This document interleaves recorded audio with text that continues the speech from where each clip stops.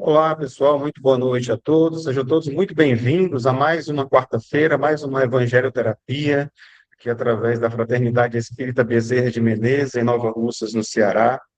A todos vocês de casa, através do Meet, muito boa noite. Todos presentes aqui na sede da FREBEM, boa noite a todos também. Como sempre nós fazemos nesse primeiro momento, gostaria de convidar a todos para que a gente pudesse elevar nossas vibrações, que a gente pudesse nos conectar com os nossos guias, mentores espirituais, que seja mentalizar o semblante de Jesus, para que a gente possa aumentar nossa frequência, nos conectar, nos permitir estarmos aqui nesse momento para aproveitar da melhor maneira possível tanto a fala que vai ser disponibilizada, quanto o atendimento da equipe espiritual que nos auxilia sempre, que a gente possa observar, trazer para as nossas vidas esses ensinamentos, que possam auxiliar as nossas vidas, no nosso dia a dia, nos nossos relacionamentos com as pessoas e conosco mesmo. Que Jesus continue abençoando as nossas vidas, agora e sempre. Que assim seja, graças a Deus. Meu amigo Rubens Almeida, a palavra está com você. Seja muito bem-vindo mais uma vez. Muito obrigado, querido. Uma grande alegria mais uma vez estar aqui na última quarta-feira do mês para estar participando tão, desse trabalho tão importante que é cuidarmos um dos outros. A cada momento que estamos juntos aqui, não é apenas a espiritualidade nos cuidando, mas cada um de nós está cuidando de si e do outro, do próximo, do amigo, do querido, não importa, mas sempre com a ideia de que estamos juntos e é necessário sempre pensarmos em crescermos juntos. Eu quero pedir permissão a vocês, coloquem aí um dedinho positivo ou negativo, de começar o nosso trabalho de hoje, a nossa... Joaquim já botou o positivo, não precisa nem saber o que é. Porque eu quero contar a vocês uma fábula indiana, que vocês vão perceber que alguém está dizendo que o som está baixo, ou meu, ou geral. Para mim está normal, Rubens. Está normal, a maioria? Está normal, meu, para mim. Normal aqui.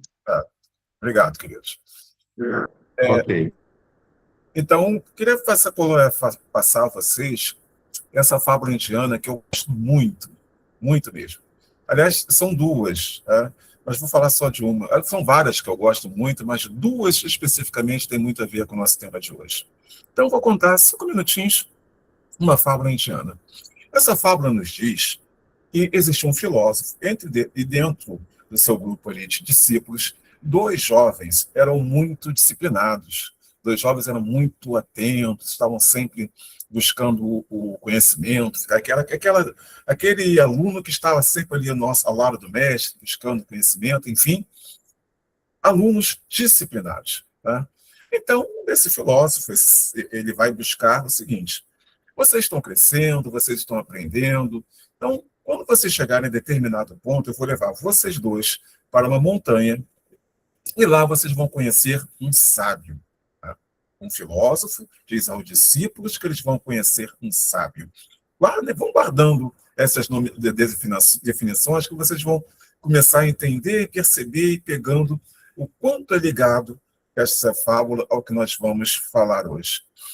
Então, eles passaram um certo tempo de estudo, de dedicação, esse filósofo diz: agora eles merecem conhecer esse sábio. Então chama esses 2 jovens e diz para eles o seguinte: olha só, vão para casa, descansem, porque amanhã vocês vão conhecer o sábio. Amanhã eu vou levar vocês lá no alto da montanha e vocês vão conhecer esse ancião. E os jovens, muito contentes, imagine a alegria que esses meninos estavam, foram para casa, nem conseguiram dormir, e no outro dia já estavam lá bem cedinho. Tá? Então, eles estavam ali, foram até buscar no caminho que eles estão passando, tá? Eles vão ver uma feira. No caminho para a casa do mestre, para onde eles estudavam, tinha uma feira comum dessas localidades de interior, enfim, que eles vão perceber que está acontecendo uma coisa muito interessante. Os pastores levavam os animais até a feira para sua venda. E entre esses pastores tinha um jovenzinho, que estava ali levando um grupo de porcos, uma vara de porcos. Né? Então, o que aconteceu? Entre esses vários porcos, um deles estava com a pata machucada. Um porco forte, gordo, pesado, estava com a pata machucada. Imagine o pobrezinho do animal, pesado, com a pata machucada, ele atrasava o resto da vara de porcos. E esse jovem pastor ficava ali batendo no porco, para que ele fosse cada vez mais rápido. Tá? Então, os jovens ficaram olhando aquilo ali, até que eles perceberam que um ancião, tá? Bem idoso mesmo, com uma postura muito digna, que ele é a pessoa com bastante idade, mas com uma postura que você olha respeitável. E esse homem, esse senhor, pergunta ao jovem se ele pode carregar o porco para que não o atrase. Ora, o jovem olha, um ancião, um velho, vai carregar o porco? Ele fala, tá bom, carrega. Então, esse ancião, tá, vai pegar o porco, vai colocar o porco nas costas e vai levar por uma feira. Então, os discípulos estão olhando aquela cena, e o interessante é que o jovem pastor, olha para eles, né, provavelmente da mesma idade, e debocha do ancião, fica rindo do ancião, tá, ridicularizando mesmo o ancião. Tá? Então, eles acompanham aquilo ali. Tá bom, que coisa estranha, um senhor, um velho fazendo isso, mas eles vão seguir, porque eles têm uma missão, uma condição muito importante, que é conhecer um sábio no alto de uma montanha. Tá?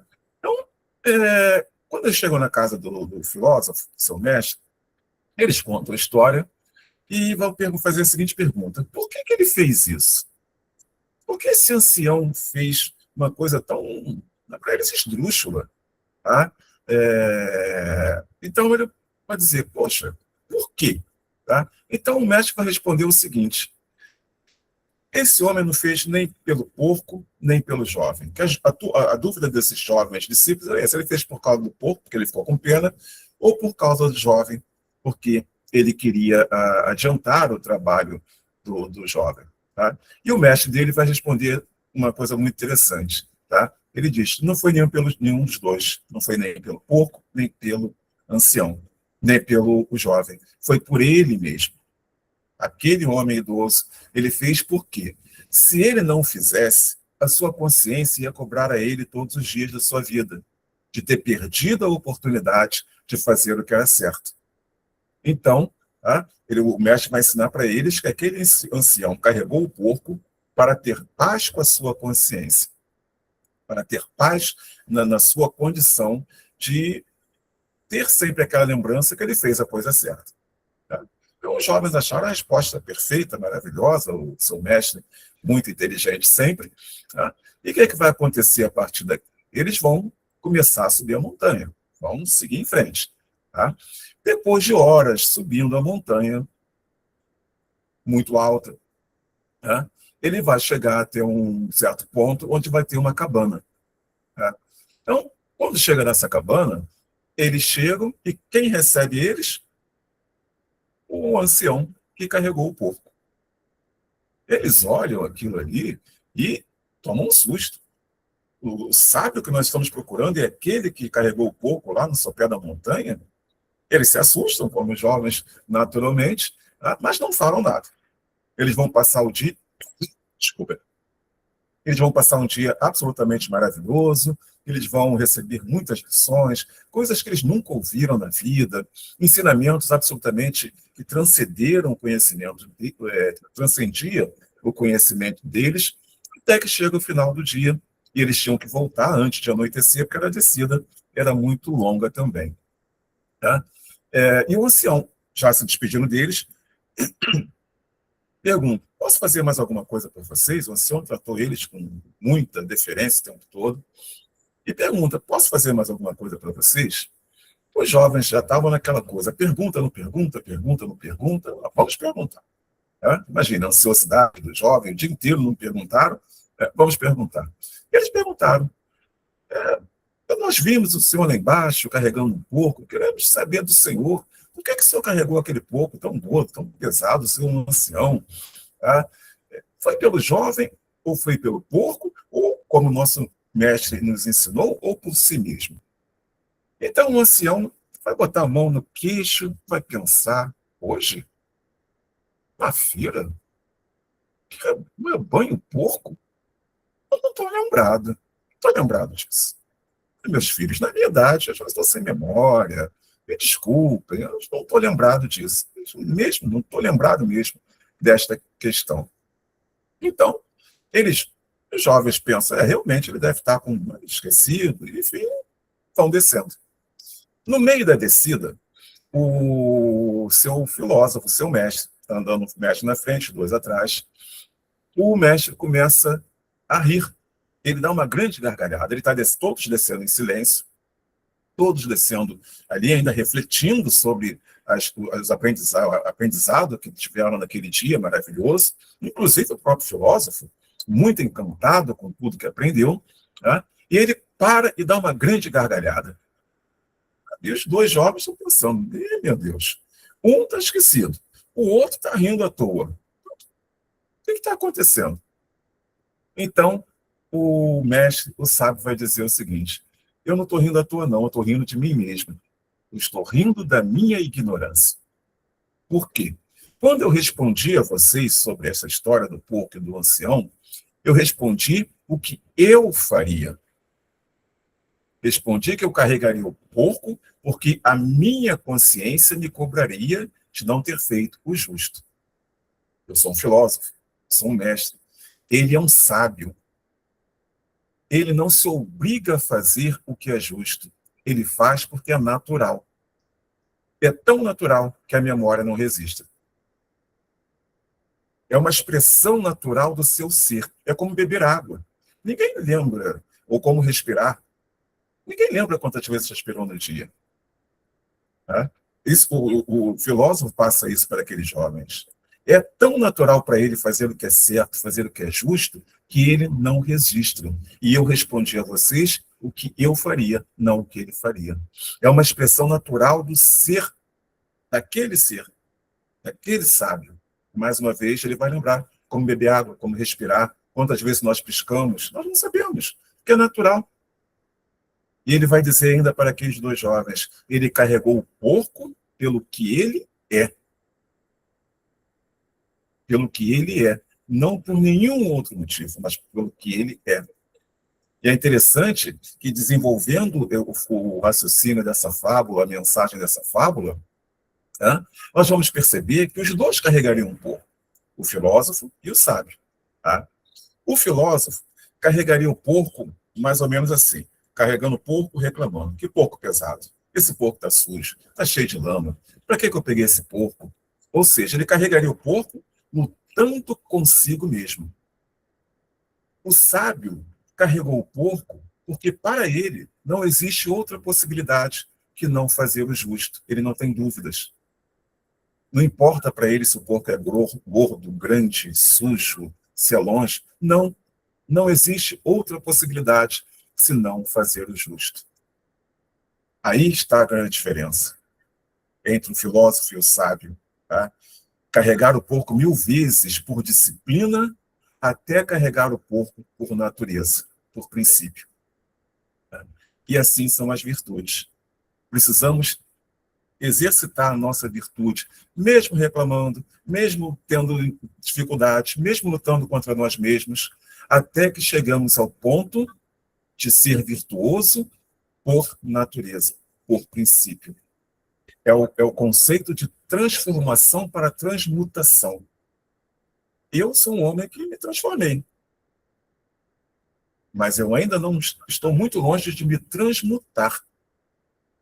Por isso, eu, normalmente, os amigos que me conhecem mais, eu provavelmente já falei isso por aqui, eu não gosto de utilizar o termo reforma íntima. Eu busco a transformação íntima, por enquanto, 1000 vezes, para um dia chegar a essa transmutação íntima.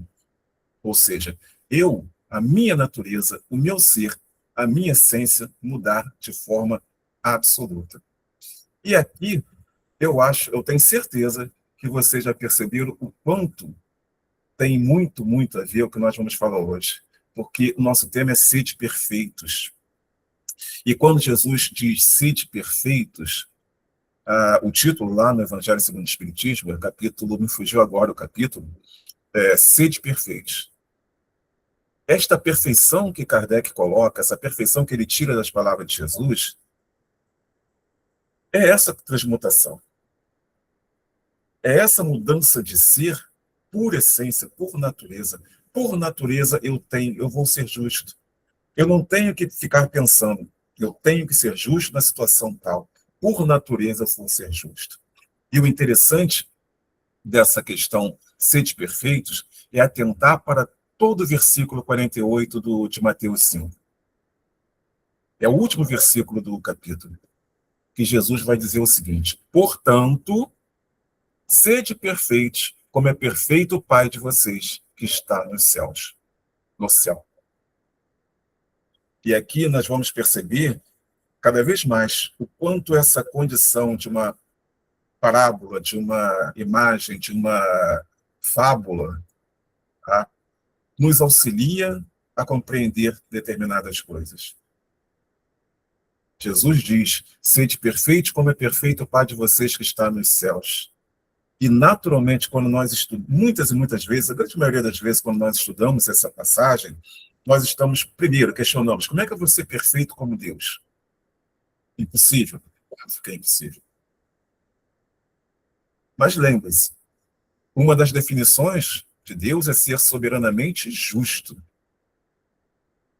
E se eu chegar ao ponto deste sábio, que a justiça está na sua natureza,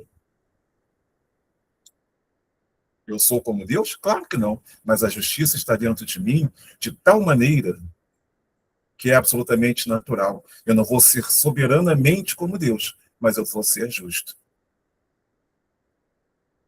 A ponto de nem perceber que eu agi com justiça. Da mesma forma que eu não percebo quantas vezes eu respiro. E vejam além, quando Jesus fala sobre isso, mais uma vez, o primeiro questionamento: como é que eu vou ser perfeito como Deus? A questão não é essa. Segunda coisa: como é que eu vou ser perfeito nesse mundo tão difícil? Jesus também não fala sobre isso. Jesus fala de futuro. Como quase tudo que Jesus falou é olhar para o futuro. É perceber o que está por vir. É por isso que dentro da nossa doutrina, da nossa codificação, os Espíritos nos trazem, primeiro capítulo lá do Céu e Inferno, o porvir e o nada. Jesus sempre fala do que há de vir. Ele diz: pode ser que sim, mas trabalhem para o que há de vir. E há de vir. E o que há de vir é essa perfeição que nós estamos buscando. Sede perfeitos, sejam perfeitos. Que sejamos perfeitos. Ou seja, é uma visão de chegarmos próximos a Deus. Estarmos frente a frente a Deus. Vamos lembrar que quando Deus cria o tabernáculo lá em Levítico, no deserto ainda, com o povo de Israel, ele cria tantas e tantas leis para que o povo tenha condição de estar perante a ele, para que ele possa habitar aquele povo. Ou seja, se eu chegar a ser perfeito, Deus vai estar, eu posso estar habitando com Deus, Deus está comigo.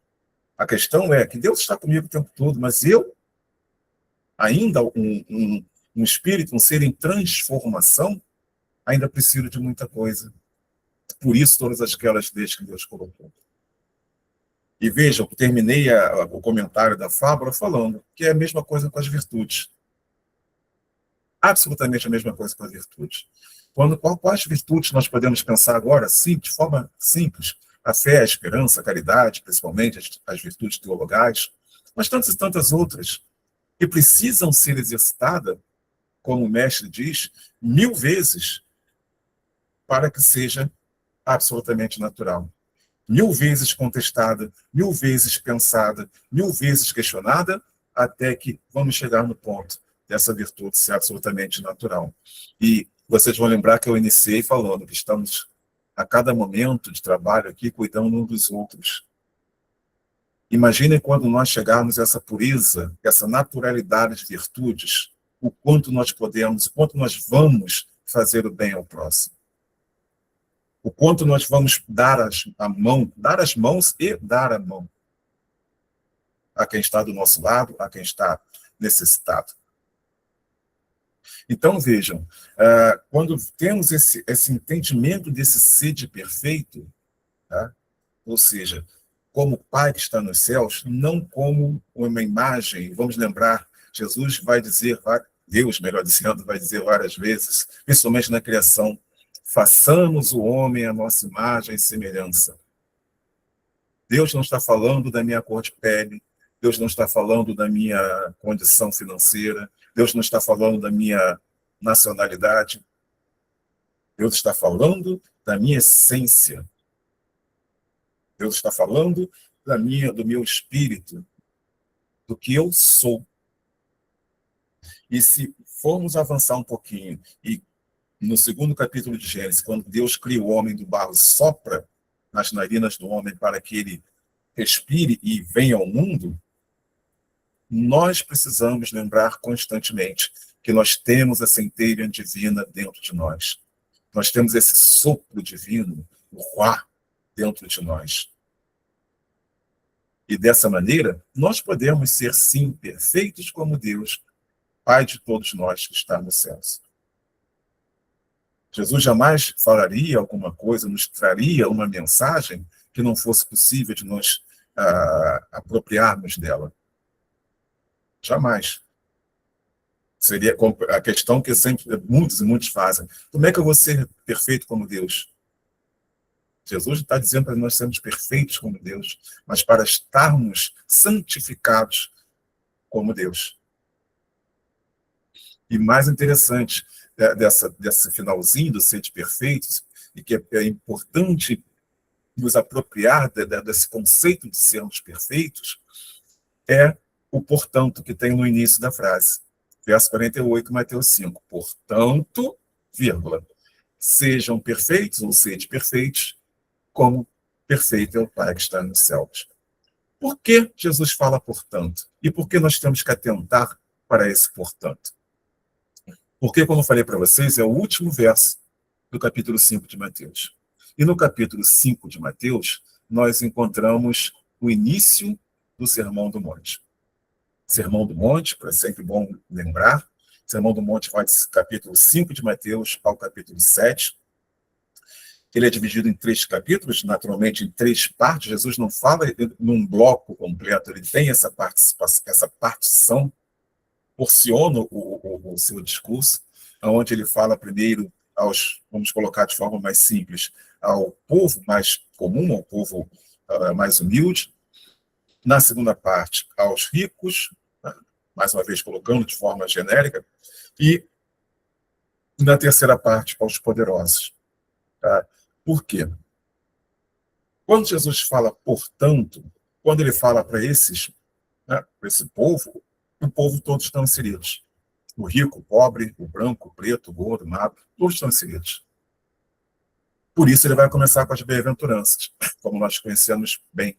Os pobres de espíritos que choram, os mansos, os que têm fome, misericordiosos, limpos de coração, os pacificadores, os que são perseguidos pela sua causa.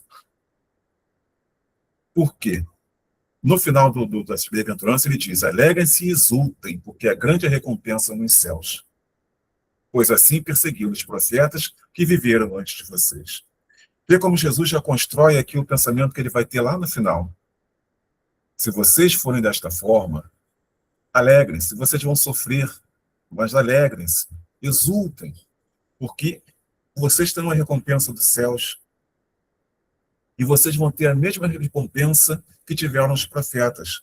E se nós pensarmos nos profetas, no olhar daquele povo, no olhar de Jesus, os profetas eram perfeitos. Veja como Jesus já começa a organizar seu discurso.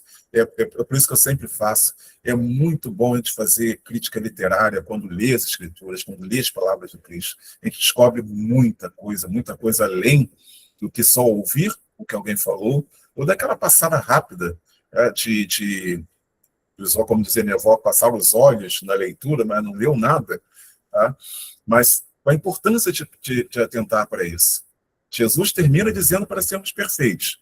E no início ele diz, vocês vão ter a recompensa de ser perfeitos como os profetas. Tá? E por que ele usa o portanto? Porque ele vai começar a dizer como nós podemos chegar a essa perfeição.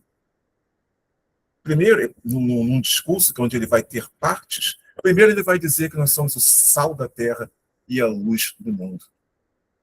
Né? Dizer que nós precisamos brilhar, que nós precisamos ser vistos, que nós precisamos conservar o Evangelho, que nós precisamos conservar os valores, os princípios. Lembre-se da fábula. O sábio é o que é, ele carrega o porco por princípio. É natural nele. É a mesma coisa que Jesus está dizendo aqui. Nós somos a luz do mundo, nós somos o sal da terra, porque o sal é para conservar. Naquela época não era tempero, era conservação. Conservem as coisas boas, conservem a minha palavra, conservem a lei divina. E vocês conservando, por isso, primeiro é o sal, depois a luz, vocês conservando isso, vocês vão brilhar. A sua luz vai brilhar, a nossa luz vai brilhar. E ele vai avançar, e mais uma vez, no finalzinho desse pensamento, ele vai dizer que fazer com que glorifiquem o Pai que está nos céus. Desta maneira, nós vamos glorificar o Pai que está nos céus. Depois ele vai falar da lei, em respeitar a lei. Né? Como ele vai dizer a famosa frase, não pensem que vim revogar a lei ou os profetas. Não vim revogar, mas fazer cumprir. Tá? Fazer cumprir a lei. E aqui, na primeira vez, Jesus vai dizer uma frase que toda vez que ele diz, uma expressão que toda vez que ele diz, é importantíssimo atentarmos para o que vem depois, porque todas as vezes são muito importantes. Jesus vai dizer, em verdade vos digo, até que o céu e a terra passem, nem o i, nem o tio jamais passarão a lei, e até que tudo se cumpra. Tudo. Muitos se questionam, e eu discuto muito isso com os amigos, né, discussões, enfim, daquela coisa do Deus de Moisés, do Deus de Jesus, do Deus... Não, é Deus. E Jesus diz, não vim destruir essa lei. E tudo que está nessa lei tem que ser cumprido. E vejam que interessante, Jesus diz, do I, primeira letra, ao tio, última letra do alfabeto grego. Vejam que interessante, lá no início, lá nas primeiras frases de Deus, em Gênesis 1, tá? Deus vai usar um termo que normalmente não se usa nas traduções, mas está ali no hebraico, que é como se fosse a primeira letra, tá? Desse alfabeto hebraico antigo, tá? Melhor dizendo, aqui Jesus está falando em grego. I e tio, esse último tio, primeiro e último do grego. Deus fala do primeiro hebraico, tá? Primeiro palavra da hebraica, lá no primeiro verso de Gênesis. E lá no Apocalipse de João, ele vai falar que é a última letra do alfabeto grego. Ou seja, do início ao fim, nós não podemos desrespeitar a lei de maneira nenhuma.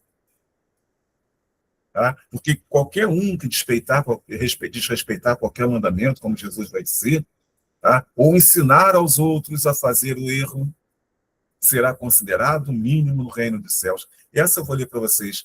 Aquele, pois, que desrespeitar um destes mandamentos, ainda que dos menores, e ensinar os outros a fazer o mesmo, será considerado mínimo no reino dos céus. Aquele, porém, que os observar, será considerado grande no reino dos céus. Ou seja, Jesus está falando aqui dos falsos profetas, que nós tivemos durante toda a humanidade, hoje em dia temos muitos e muitos e muitos, que têm o conhecimento da lei, mas não pratica e ainda ensina de maneira equivocada. E Jesus vai dizer, se nós não formos acima destes que são os doutores da lei, nós não entraremos no reino dos céus. A nossa justiça precisa exceder a de todos.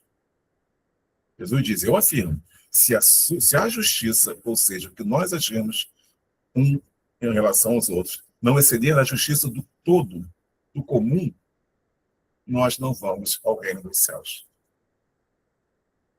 Nós temos que estar sempre acima. Nós temos que olhar de cima para baixo, não por vaidade, não por orgulho, mas por entender que a lei divina, a justiça divina é perfeita. E eu só chego a essa perfeição se eu sair desse meio, dessa coisa que nós temos hoje, que todo mundo tem que ser igual. Não, eu não sou igual a ninguém. Eu sou um cristão, eu sou um seguidor do Cristo, eu sou um espírita que preciso ser diferente do que tem de comum. Eu necessito ser diferente do que tem de básico na sociedade de hoje. Porque eu quero chegar ao reino dos céus. Porque eu quero ser perfeito, como perfeito é o Pai. A partir daí, Jesus vai falar sobre a ira, como Jesus diz, aqui no sentido muito interessante da lei, ele está escrito que não mate. Mas Jesus vai dizer, se você já pensar nisso, você já está errado. Não é mais ação, é o pensamento. É o pensamento. A lei diz, não matarás.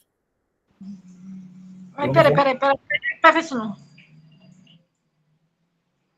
Eu não vou matar ninguém. Mas a brincadeira é que eu sempre falo faço com os amigos quando falo sobre isso. A qual momento das nossas vidas que em alguma situação você não tem um pensamento tão, né, dessa maneira? Às vezes nós falando, brincando mesmo, ai, dá vontade de matar o fulano. Jesus diz, a lei é não matar no físico, mas se você já pensou, lembre-se, essência, a sua essência já agiu. A sua essência tem o pensamento.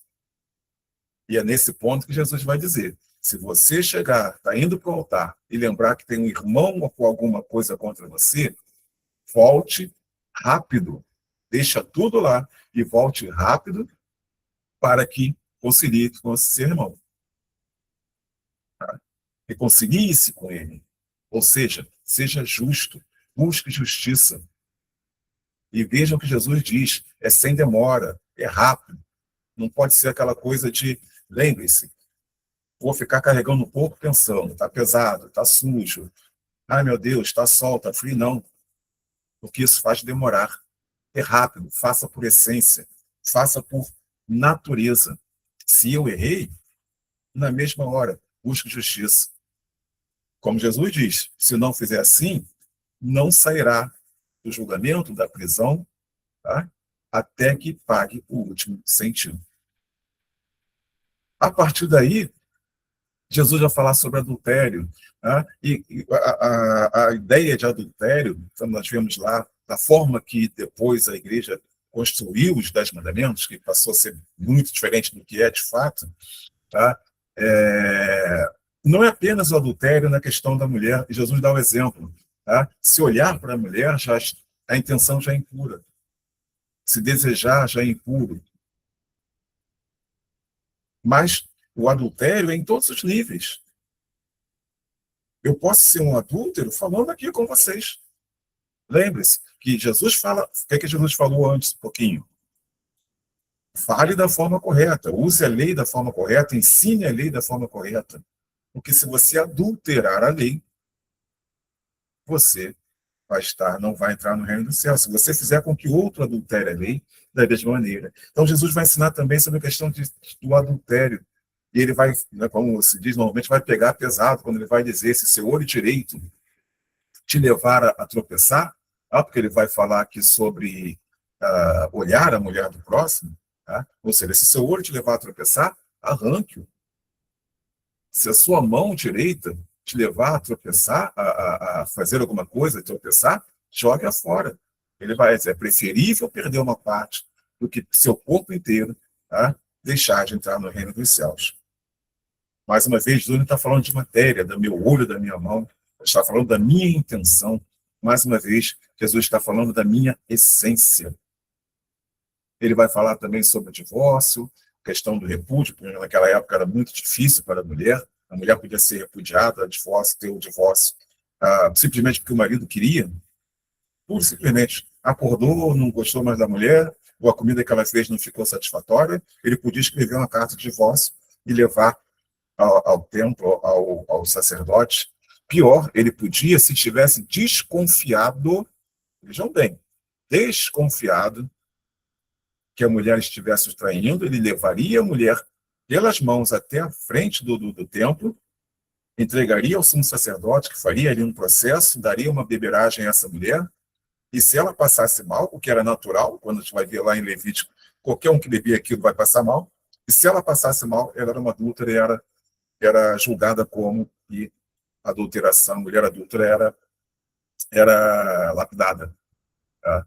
Então, Jesus vai dizer, né? Naturalmente, vocês podem, isso é uma questão diferente, mas vejam como faço. Existem os casos, sim, mas respeitem a lei, respeitem o próximo, respeitem a mulher que foi criada junto ao homem. Tá? Gênesis 1, e Deus criou o homem e a mulher à sua imagem e semelhança. Gênesis 2, o homem estava sozinho, Deus fez o homem dormir e tirou a mulher do lado de Adão. Não é da costela, é do lado de Adão. Ou seja, temos que respeitar, é parceiro, é companheira, é o que completa. Tá? Jesus vai falar de juramentos, posteriormente, falar em jurar, é muito interessante, que isso vem lá de Levítico, de Deuteronômio, Jesus repetindo a lei, como ele sempre fala, tá? De não fazer juramento falso. Tá? E veja que interessante, não pode fazer juramento, mas ele vai dizer o seguinte: não jurem de modo nenhum, nem pelo céu, nem pelo trono de Deus, nem pela terra, por ser estrado de seus pés, nem por Jerusalém, por ser a cidade do grande rei. Não jure pela sua cabeça, porque você não pode fazer que um só cabelo fique branco ou preto. Que a palavra de vocês seja sim, sim, não, não. O que passar disso é maligno. Olha que coisa incrível, uma das coisas que eu mais gosto da palavra do Cristo. Que a palavra de cada um de nós seja sim, sim, não, não. E fora disso é maligno. Porque eu não tenho poder, como ele coloca aqui, de fazer com que meu cabelo fique preto ou branco. Não posso. E ele vai falar sobre essa questão de jurar em falso. Jesus trazendo uma coisa, lembre-se que eu falei? Jesus fala de futuro. Essa perfeição é para o futuro. Então, quando ele diz a cada um de nós, não jurem, porque nós não podemos. Mas, diferente disso, seja correto, seja honesto. O que eu falo para vocês aqui é isso que eu tenho convicção, é isso que eu entendo, é isso que eu estudei, ponto. Pelo tempo que nós estamos juntos, vocês já me ouviram várias vezes, eu espero que você não tenha percebido nenhuma contradição no que eu disse num mês, e daqui a 3 meses estou falando do outro. Porque eu preciso agradar, ou porque eu preciso não ser cancelado, por exemplo, que é o do mundo comum de hoje, né, no mundo secular. Não, é sim, sim, não, não.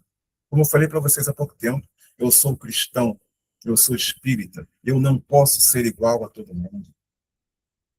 Jesus não quer que eu seja igual a todo mundo.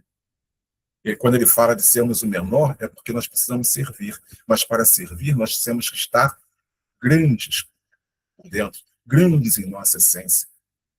Porque aí sim nós vamos poder servir. Lembre-se das virtudes, 1000 vezes reclamar das virtudes, 1000 vezes pensar, 1000 vezes julgar, até que ela seja natural. Até que eu seja um sábio, que nem pensa e nem lembra do que faz de justo. Ou seja, sim, sim, não, não. Não importa que a modernidade me exija ser assim no assado. O que me importa e o que eu busco é ter meu sim, sim, não, não. Porque a lei de Deus é una. A palavra do Cristo é una e eterna.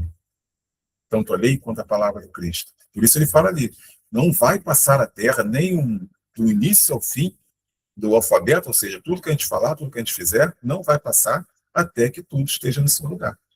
Ou seja, até que todos nós possamos nos respeitar, nos amar como Jesus nos amou, termos as nossas virtudes por natureza, não por esforço, mas sim por essência, e assim seguirmos a essa perfeição. Daí, Jesus vai falar com relação à vingança, né? Aquela questão do dente por dente, olho por olho, melhor dizendo, olho por olho, dente por dente, isso que está escrito lá no Êxodo, Levítico e Deuteronômio, mas já é uma lei bem mais antiga, de tempo de Moisés, tá? E aí Jesus vai dizer, tá? Se te der um tapa, tá, na direita, oferece à esquerda. Se alguém querer que você tire a túnica, entregue também a capa. Se alguém te obrigar a andar uma milha, caminhe duas. Isso por quê? Tá? É muito importante entendermos que, quando Jesus fala, ele não fala em ser. Muita gente pega isso para se fazer de vítima, que é uma coisa do mundo hoje. Né? Todo mundo é vítima. Ninguém tem culpa de nada. Não. Jesus não está falando para a gente se fazer de vítima. Jesus está nos falando para aproveitar oportunidades. Se eu sofri uma agressão pela minha face direita, que eu apresente outra face, que eu mostre outro pensamento, que eu tente fazer com que quem me feriu perceba que não é exatamente daquela forma, mas de uma maneira com que eu estou me expondo, mais uma vez, oportunidade de ser justo, oportunidade de ensinar, oportunidade de aprender, oportunidade de crescer. Se quiserem tirar a minha túnica, leva a capa. Talvez precise muito mais. É a oportunidade que eu tenho de fazer com que o outro tenha esta condição que eu tenho hoje, que talvez ele não tenha. Se foi por maldade, isso é problema dele, não é nosso. Reação a perder uma capa, uma túnica, melhor dizendo, não aceitar perder uma túnica. Lembre-se que Jesus fala sobre os que têm apego à riqueza. Sempre lembrando que Jesus não fala que a riqueza é errado. Ele diz que o apego à riqueza é que é errado. Ou seja, se eu não tenho essa condição, se eu não quero me vingar de quem me tirou alguma coisa, eu estou no caminho de chegar a ser perfeito. Se alguém me obrigar a caminhar uma milha, caminhe duas. Porque nesse caminho, quem sabe as nossas diferenças não são ajustadas. Pensem no seguinte: alguém me exige que eu tenha um pensamento diferente, ideologia diferente, conceito diferente, religião, filosofia. Você vai ter que andar comigo, você vai ter que me ouvir. Vamos andar essa uma milha juntos, vamos ouvir. E quando chegar ao final, em vez de falar, tá bom, agora vai embora, não, meu irmão, agora vamos andar mais uma, e eu vou falar também com você. Ou seja, não se vingar, é aproveitar a oportunidade. Não é ser vítima, não é ser bobo, não é ser aquela coisa, o que fizeram comigo. Não, é aproveitar a oportunidade. E quando chega ao ponto de Jesus falar que ele vai terminando o capítulo, ele vai nos chamar a ser perfeitos, ele vai justamente dizer algo que é importantíssimo. Ame o seu próximo e odeie o seu inimigo. É antigo, é Deuteronômio. Melhor, é Levítico. É lá atrás. Jesus diz, amem os seus inimigos e orem porque quem os persegue. Demonstre que todos somos filhos de Deus. Por quê? Amar a quem a gente ama, isso qualquer um faz. Agora, amar aquele que nos fere, isso é grandioso. É o caminho para essa perfeição. Apenas abraçar ao irmão, todo mundo faz. Apenas falar com quem você gosta de conversar, todo mundo faz. Nesse mundo de hoje, apenas dialogar com quem tem sua mesma ideologia, seu mesmo pensamento, isso todo mundo faz, que nós chamamos hoje de bolha. O quanto as pessoas hoje vivem em bolhas, só ouvem aquilo que querem ouvir, só falam aquilo que as pessoas querem ouvir, e não admite nada diferente. Como Jesus disse aqui, isso todo mundo faz. Ele diz, e se saudarem somente os seus irmãos, o que estão fazendo de bom? Todos fazem isso. Vejam, Jesus quer muito mais de nós. Jesus quer que nós sejamos perfeitos. E assim chegamos no verso 48. Portanto, depois de ouvir tudo isso, vamos ser perfeitos como é o Pai que está nos céus. Depois de tudo que nós ouvimos aqui, dos nossos pensamentos, do que eu trouxe a vocês, tá? Não me atrevendo, mas da mesma forma como Jesus falou, portanto, de tudo que eu falei, Eu acho que é possível sermos perfeitos como o Pai que está no céu, sim. Acho não, tenho convicção. Porque é futuro. Eu estou em transformação, buscando a minha transmutação. Eu quero um dia carregar um porco, não porque a minha consciência obriga, mas porque minha essência percebe como natural. Queridos, muito, muito, muito obrigado mais uma vez por esse espaço, por esse carinho de sempre, e que a graça do nosso Senhor Jesus esteja sempre com todos nós.